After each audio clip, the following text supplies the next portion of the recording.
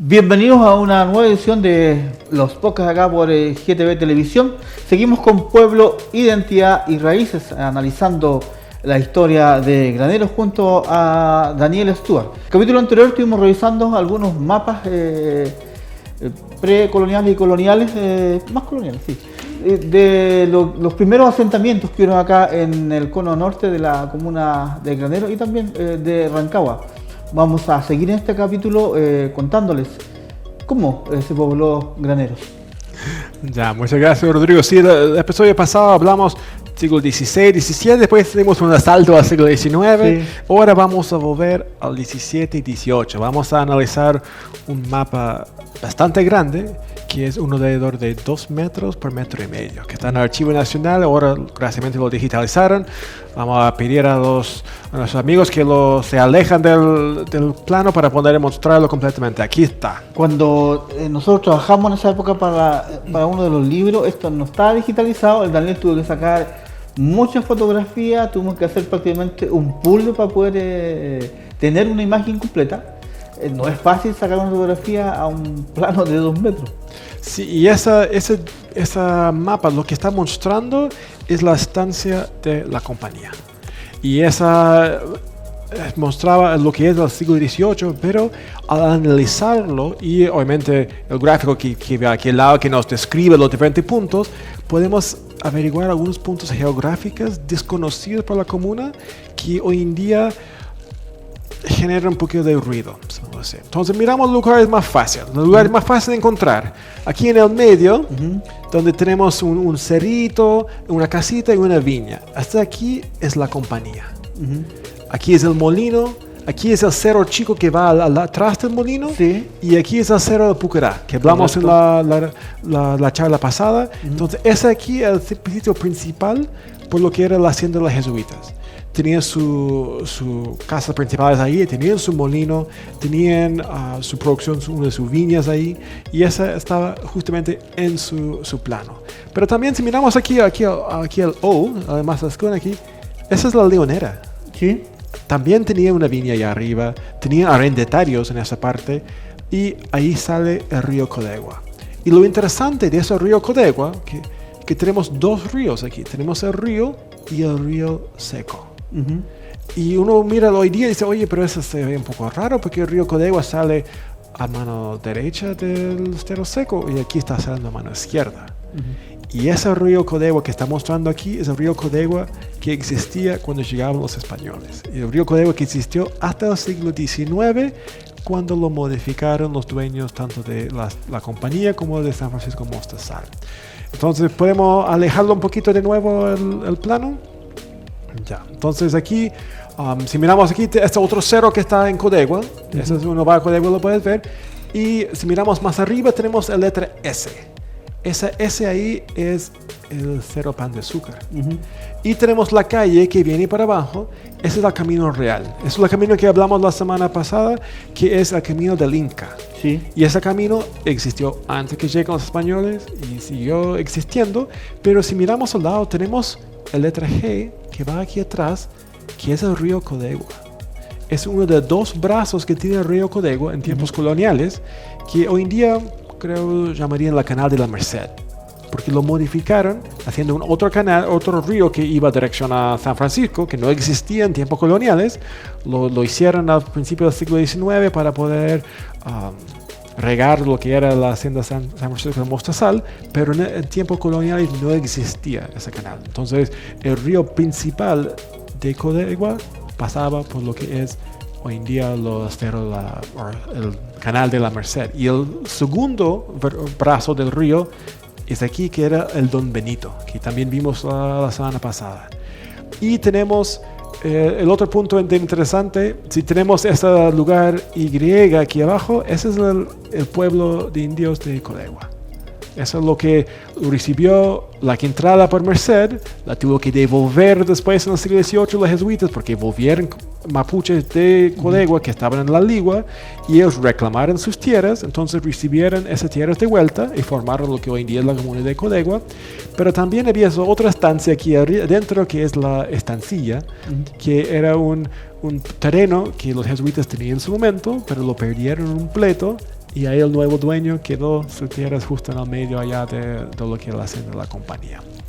Otro lugar interesante, miramos este plano, que aquí arriba, el X, tenemos donde están todos esos árboles aquí. Eso es donde está Santa Julia, los romeros, la Soledad. Sí. Y en ese tiempo se llama Rinconada de las Vacas.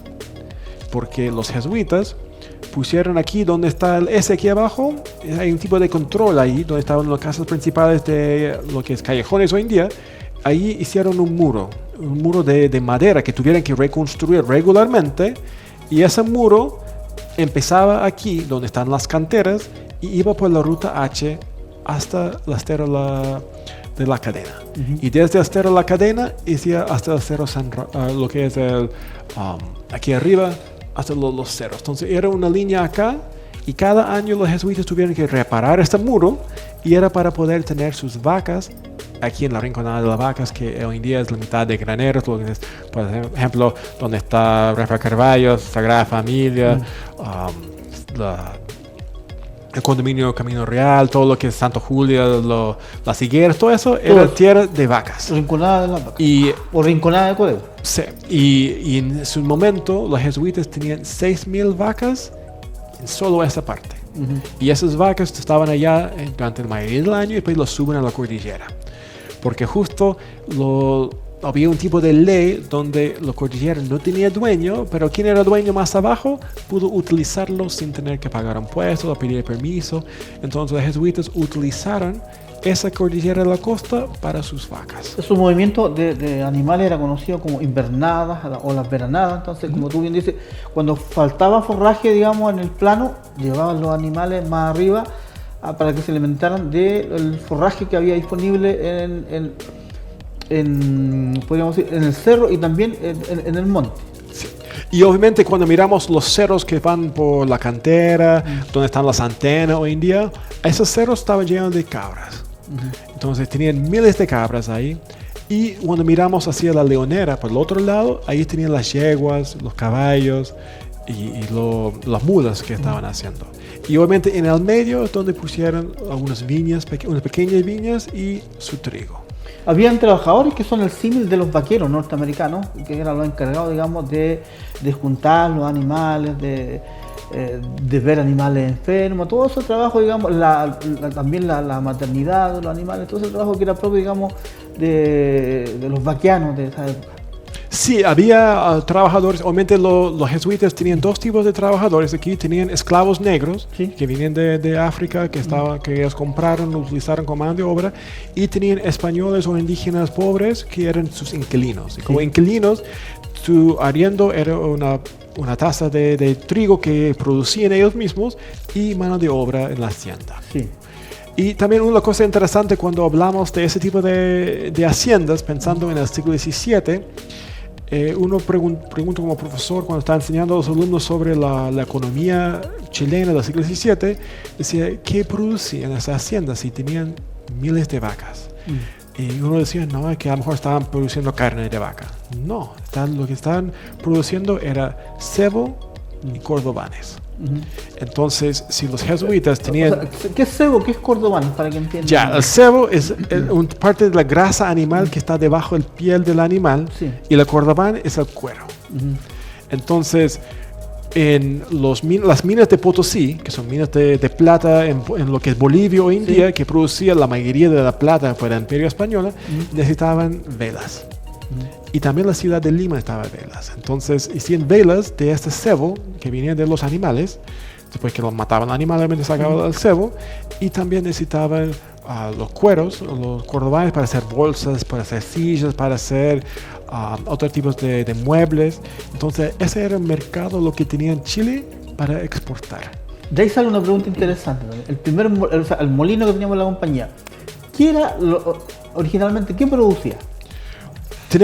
Los jesuitas tenían dos molinos que tenemos registro. Uno de pangue, que era una planta que tenían que moler para poder utilizarlo en la producción de cordobanes, porque necesitaban ciertas químicas para poder curar los cueros. Y también tenía molinos de trigo, porque en el siglo XVIII, a final del siglo XVII y principio del XVIII, empezaban a exportar trigo a Perú. Exacto. Pero si estamos pensando en el siglo XVII, imagínense si los jesuitas tenían una manada de 6.000 vacas. Cuando un registro histórico te dice que tiene 6.000 vacas, esas son 6.000 vacas hembras. Y eso significa que cada año tienen todas las crías. Y cada año hay el tiempo de la matanza, Sí. es cuando hacen el rodeo. Y cuando hacen la matanza, no necesitan la carne porque no hay mercado de carne. Pueden sacar una pequeña porción del Para animal consumo. por consumo. Doméstico, podríamos decir. Pero si tienen 100 personas y no tienen refrigeradores, no tienen freezer, no tienen cómo preparar la carne y hacer la carne salada, que sí decían, era mucho trabajo, la mayoría de la carne se perdía. Entonces hay instrucciones de Cabildo de Santiago diciendo no puede hacer tanto matanzas, necesitamos la carne durante el año, pero en general los productores de cebo cordobanes una vez al año bajan todos los animales de la cordillera, seleccionan los machos, los que no necesitan, Los más viejos probablemente. y los matan. Entonces tienen una matanza de un día donde matan 3, 4 mil animales y sacan el cuero, sacan el cebo, lo ponen en fuegos para poder sacar la material y después no congelarlo, pero enfriarlo para poder cargarlo y después gastar en los siguientes meses haciendo lo que son los cordobanes, el cueros, y después que tienen todo listo, lo llevan con mulas hasta Valparaíso. Sí. Y esa es la única producción que tenía la hacienda durante todo ese tiempo. Obviamente, cuando tenía su huerta con vegetales, su pequeña viña, esa era para uso interno. Sí. Pero todo lo que producían eran esos animales. Entonces, imagínense el hediondez de tener tantos animales muertos, que tienen que quemarlos. En una pradera, en un puchero. Y todo eso se decía en lo que hoy en día es Santa Julia, las higueras, porque lo tenían en lo que era el Rinconada de las Vacas y eso es lo que producían ahí. Y también mencionan que tienen algunos corrales allá en el centro donde está hoy en día el centro de graneros para poder trabajar en eso. Lo que ya nosotros sabemos de la hacienda de la compañía, se lo debemos a un administrador que llegó, porque los primeros años, digamos, que tuvieron los jesuitas la hacienda, no lograron sus máximos, pero tuvo que llegar un señor,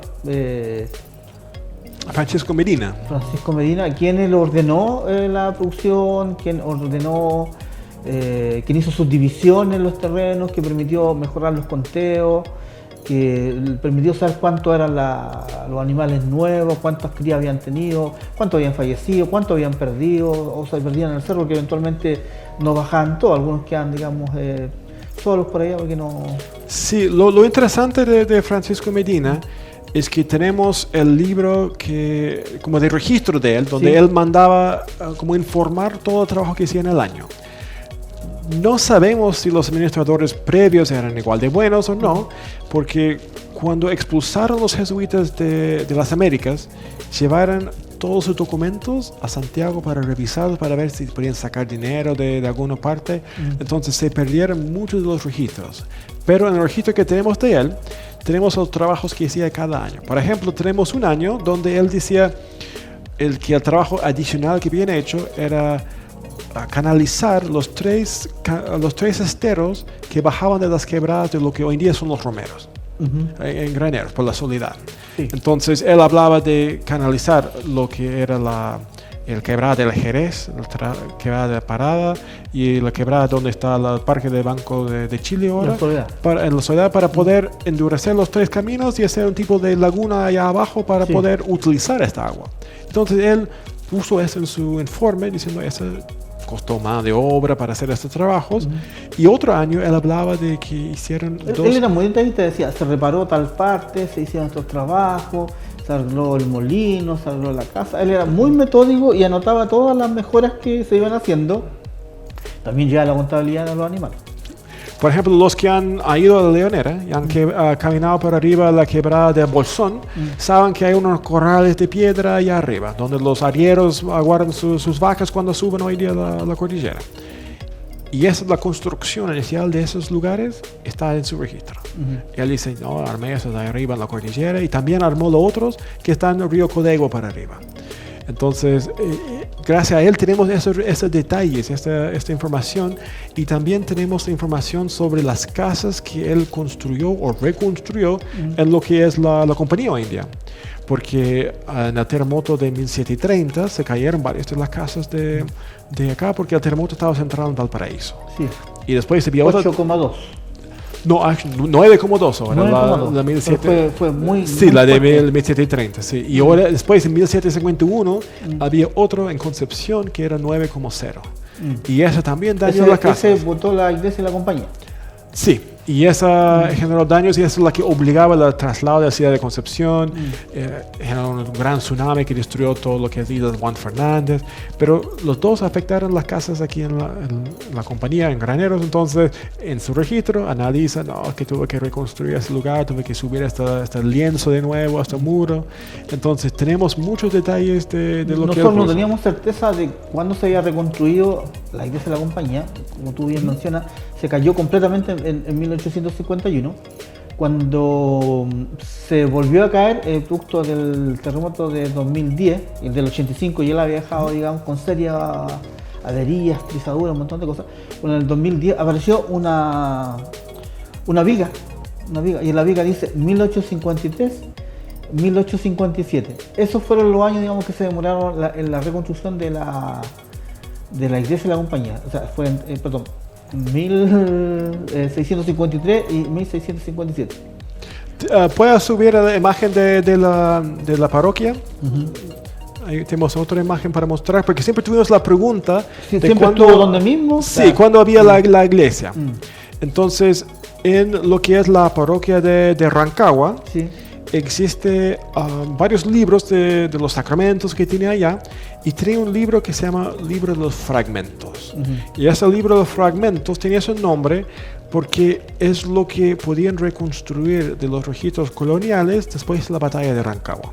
Porque en la batalla de Rancagua los soldados patriotas utilizaron páginas de los libros de la parroquia para los cañones.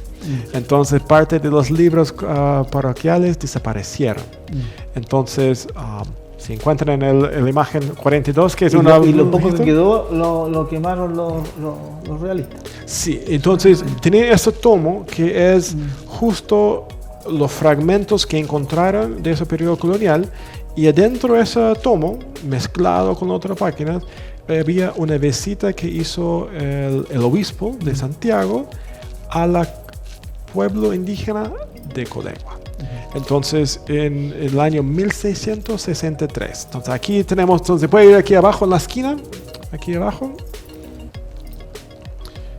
Y esa es un registro de una visita de confirmación. Entonces dice, en el pueblo de Codegua, en el valle de Rancagua, en la iglesia de la hacienda de los padres de la Compañía de Jesús. Entonces, en la iglesia de la compañía, el 31 días del mes de octubre de 1663, el ilustrísimo y reverendo señor Don Fray Diego de Humazoro, obispo de Santiago de Chile, del Consejo de Su Majestad, hizo confirmaciones y confirmó las personas siguientes. Entonces, no vamos a leer toda la lista, pero el obispo llega a la iglesia de la compañía y manda llamar a toda la población, tanto indígena, esclavo, africano, español, mestizo, y dicen ya, ¿quiénes de ustedes no han sido confirmados? Porque la confirmación era un trabajo que solamente puede hacer el obispo, y había mucho tiempo que no había obispos en Santiago o Concepción. Entonces aquí el obispo viene aquí a Codegua y hace confirmación. Entonces cada persona que aparece en la lista son una persona que viene para ser confirmado y dice cómo estaban sus padres y recibe confirmación. No importa su clase social o dónde vivían dentro de lo que es la hacienda jesuita o las haciendas colindantes. Y aquí encontramos ese registro más antiguo de lo que es Codegua, iglesia que hoy en día queda. Y obviamente dentro del mismo registro queda también la visita que hizo a Rancagua, donde vivían mucho más comunidad indígena.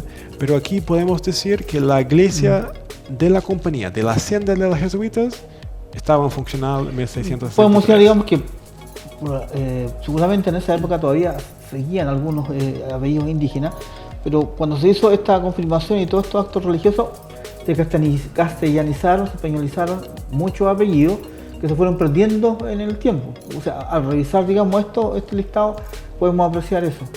Sí, hay familias como Aranguis que son indígenas del tiempo, sí, pero también hay varios indígenas o esclavos que aparecen Juan, indio, sí, sin apellido. Sí, y más adelante ellos empiezan a usar apellidos porque obviamente aquí... Una costumbre era usar el apellido del hacendado. Sí, y el obispo en esos lugares estaba tratando de identificarlos nomás. No estaba poniendo todos los detalles, pero sí es bueno que podemos reconstruir la genealogía de esas personas que vivían en 1663 aquí en el Valle de Granero. Cuando escribimos el libro de la historia de Codehuá, aparecieron varios apellidos, Cantillana, Acevedo, Silva, que hoy día se mantienen dentro de la comunidad de Codehuá, y muchos de ellos no sabían que algunos apellidos de esos tienen 4 siglos de antigüedad. Sí, aquí hay Pintos, hay varios que están...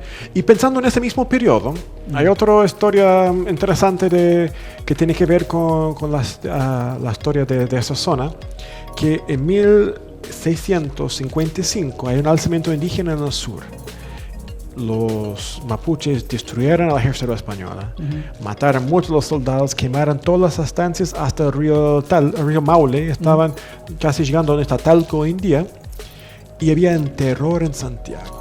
Sí. Y en Santiago, algunos indígenas del convento de la Merced dijeron a sus sacerdotes que habían escuchado de alguna parte que los mapuches iban a cruzar la cordillera y llegar a Mendoza, y desde Mendoza iban a bajar por el Cachapual. Entonces en Santiago estaba un terror por el rumor de que iban a bajar desde Cachapual los mapuches. Entonces el gobernador mandó al oficial o corregidor encargado de Rancagua a formar 2 compañías de milicianos para subir por el Cachapual para comprobar si este era posible o no. Entonces son esas 2 compañías y llegan arriba donde está Pasado Coya y empiezan a dividirse en grupos para subir por cada calle o cada quebrada. Entonces mandan unos arriba por Estero Coya y otros suben hasta el Vaso del Yeso y otros describen subiendo por el río y llegan a un glaciar que está arriba de San Fernando. Yeah. Suben la montaña y arriba dicen, aquí no hay forma de llegar a Mendoza. Los que llegan al embalse de Laguna de Yeso también suben la cordillera y describen, aquí no hay forma de llegar a Mendoza.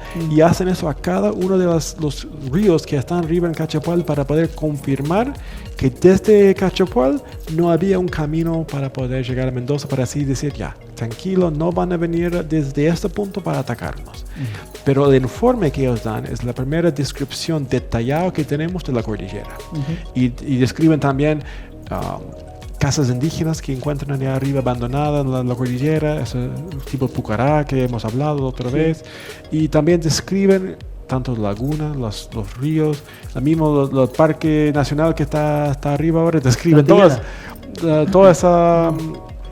esta zona donde está el teniente y todo. Sí. Y justo el encargado de visitar el sector donde hoy en día está el teniente era el teniente Nicolás de los Santos. Exacto. Y ahí también él era el arrendatario de todo ese terreno allá arriba, donde hoy en día está la mina, durante todo el siglo XVII, la segunda mitad del siglo XVII.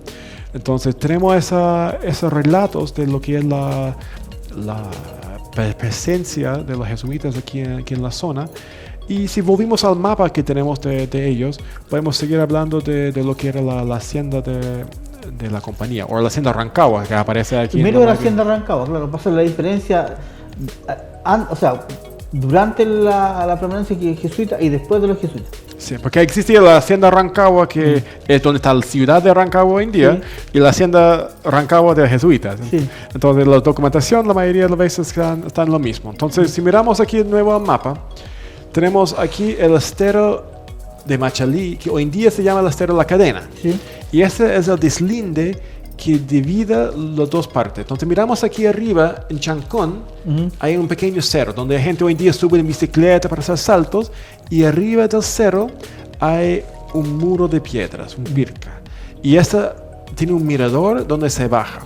Y había varios pleitos sobre dónde era el deslinde desde este punto. Si alejamos un poquito, miramos que son varios puntos donde podría bajar para acá la línea y después bajar hacia el río, llegando al río La Cadena acá, o podía ir en línea recta con este puntito aquí. Entonces había esta pelea por varios años sobre dónde quedaba ese punto. Entonces al final los jesuitas, para evitar más problemas, ellos tenían un muro que llegaba aquí por el río Utache y terminaron el muro antes de llegar al cerro, y ahí tiraban por arriba con su nuevo muro para poder tener las vacas para aquí adentro. Y armaron el deslinde con lo que es el estero La Cadena. Pero lo interesante también para tener claro es que cuando miramos en los registros coloniales del siglo XVI y XVII y miramos al pueblo de Copiquén, que está al sur del río Cachapoal, Sí.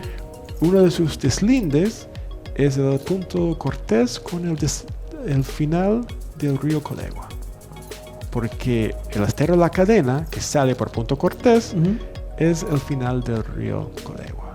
Porque los dos brazos del río Colegua, la que pasa por lo que hoy en día es el canal de la Merced y el canal de Don Benito, se juntan acá y tiran para atrás y salen para allá al río Cachapoal, y ese es el río Colegua original. Hoy en día está muy intervenido. Esto el Cachapoal. Sí, porque hoy en día juntaron los dos afluentes que se juntan antes de llegar. Sí, hoy en el siglo XIX juntaron los dos aquí, porque no quisieran que se siguiera inundándose todos los inviernos, pero también hicieron la versión del río Colegua que va hacia San Francisco Mostazal para poder dividir las aguas. Y eso es a principios del siglo XX. Hay un juicio donde dividen el río Colegua en 12 pedazos y todas las aguas están subdivididas ahí. Pero aquí, al final del río Colegua, mira, el F del río Colegua, y el río Colegua va por toda esa parte. Y obviamente aquí tenemos una de las haciendas y aquí Rancagua en ese dibujo. Entonces y obviamente aquí abajo el pueblo de indios de Rancagua, y también se puede ver lo que es Tunca y Machalí si sigamos mirando para arriba, que obviamente pusieron viñas en esas partes. Entonces aquí tenemos Machalí, y mira, este deslinde aquí también era varios pleitos porque la tierra jesuita terminaba aquí, dejando lo que era Machalí como otra hacienda, y también Tunca quedaba aquí con su propia hacienda. Y obviamente encontramos los registros de compra-venta, de mensuras, de negociaciones, de cada uno de esos deslindes, porque obviamente al tener que hacerlo de forma legal, tenía que dejar una huella con notarios. Entonces encontramos notarios de Santiago donde los dueños tuvieron que ir allá y presentar la documentación, y durante parte del proyecto encontramos esa documentación. Y obviamente si miramos aquí todo ese espacio abierto, si miramos siglo XVII, tenían su animal, ganado, todo así, pero siglo XVIII lleno de trigo. Lleno de trigo a esta zona. Entonces, ¿qué otros detalles ves aquí, Rodrigo, cuando se mira el mapa? ¿Quién era el dueño después de los jesuitas? ¿Qué pasó cuando expulsaron los jesuitas de acá? Bueno, sabemos que por orden de los españoles, en enero de ese año de 1767, se ordena la expulsión de los jesuitas de todos los territorios de la monarquía española. Y a mí me llama así, hay la atención, y de ahí nacen varios mitos. La orden se hizo en enero de ese año y se efectuó en Chile recién en agosto, ¿cierto?, de 1767, con el poder económico, con la... ellos tenían mucho, digamos, por el poder económico tenían mucha gente en niveles, en estratos altos de la política. ¿Cómo ellos en 7 meses, a mí me llama la atención, no iban a saber que iban a ser expulsados? Sí, no, hay que pensar, son dos partes ahí. Probablemente el orden se firma en España, sí, y esta orden después se manda por barcos a todas partes del mundo. Por ejemplo, hoy día estaba en una presentación académica donde justo estaban hablando de eso. En las Filipinas llegó más de un año después, porque el último lugar es en llegar. Entonces, los barcos que van desde España a América salen 1 o 2 veces al año. Entonces hay unas restricciones de viaje. Entonces el barco podía llegar a Buenos Aires o podía llegar a lo que es Panamá. Entonces, probablemente llegó a Buenos Aires el mensaje y después lo mandan por tierra. Entonces 6 meses después llega a Chile, igual sería un tiempo rápido. Sí, porque a veces llegaba 1 o 2 años para que el mensaje llegara. La milicia de Rancagua ya está preparando la expulsión por lo menos de la hacienda de la compañía con un mes de anticipación. Recordemos que en Rancagua teníamos milicia, no teníamos ejército. Y efectivamente ellos preparan, digamos, y la expulsión se hace de madrugada, sin previo aviso, obviamente.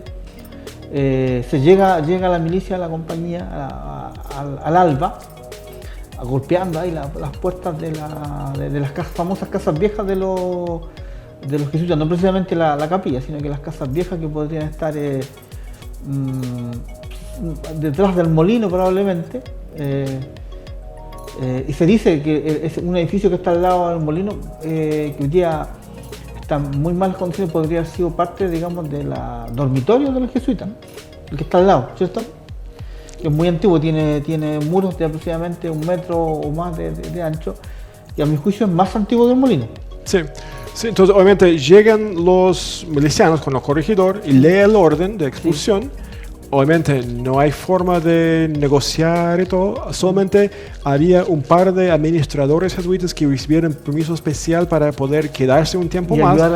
Y el Francisco Medina era uno de estos, pero todos los demás tuvieron que buscar sus cosas personales, todo lo cual fue revisado para asegurar que no estaban sacando dinero, cosas así, y fueron en caravana primero a Santiago y desde Santiago fueron a Valparaíso. Y desde Valparaíso toman barco a Lima y desde ahí se van a la mayoría. Sí, y ahí obviamente al ser expulsados los jesuitas empieza un nuevo capítulo.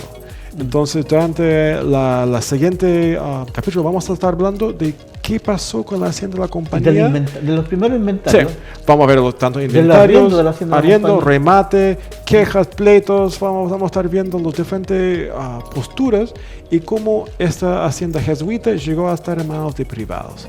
Y cómo estos privados participaron en lo que era la guerra de independencia y lo que hoy en día nos permite tener la comuna de graneros. Sí. Hay harto ahí que revisar en el próximo capítulo, como bien dice Daniel.